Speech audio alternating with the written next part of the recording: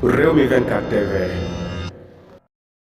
ngeen di gis de kii moo ngi nii sama place la ñëw nii di fa baxale saak ala caam ñes a ngi toog ala caam ñes moo xool gis nga kii mi ngi rango ba fees kee tam mi ngi rango ba fees ñoom ñaan ñi ñëpp waaw jëlal mu ngi na le ñi ngi rango ba fees gis nga yi ñuy jaay ni gis nga am na yu zone ak yu kenn xamul tias yi yëpp ñu def ci Sonko 2024 vraiment laa ñaa ko nee na Tilène la ko jëndee nag laa ñaa ko numéro nee na kiiwu ko xamu ko mais xam naa ne waxul dëgg quoi waaw qui t'a vendu ça qui t'a vendu ça qui t'a vendu est-ce que tu as connu que ça c'est du vol ça c'est du vol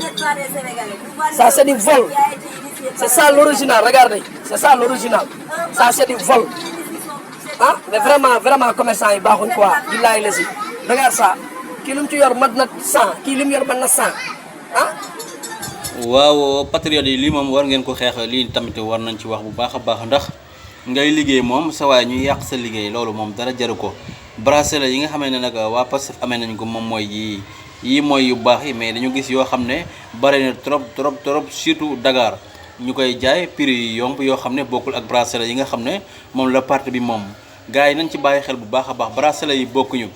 bi nga xamee ne boo ko jëndee da ngay jàppale Ousmane Sonko ak bracelet bi nga xam ne boo ko jëndee ki koy jaay ket moom la intéressé quoi ki koy jaay rek moom moo ci am xaalisam mais participer woo benn yoon ci parti bi kon ñu bàyyi ci xel bracelet yi daal bu baax bi moom moo nekk nii bii ku ko xool xam ne ak bee bokkut bari nañ trop nag mais ngeen bàyyi xel bu baax ci bracelet yi nga xam ne yéen a ngi koy jënd ndax jamono yi bari na laajte na ci dëkk bi lool ñu koy jëndaat di ko jaay prix yu leen neex ak di ko wanteer 1000 francs 500 200 loolu leen fay ñu jaay leen kon loolu bàyyi leen ci xel da ngeen jënd bracelet yu baax yi yii na gaa yi taamu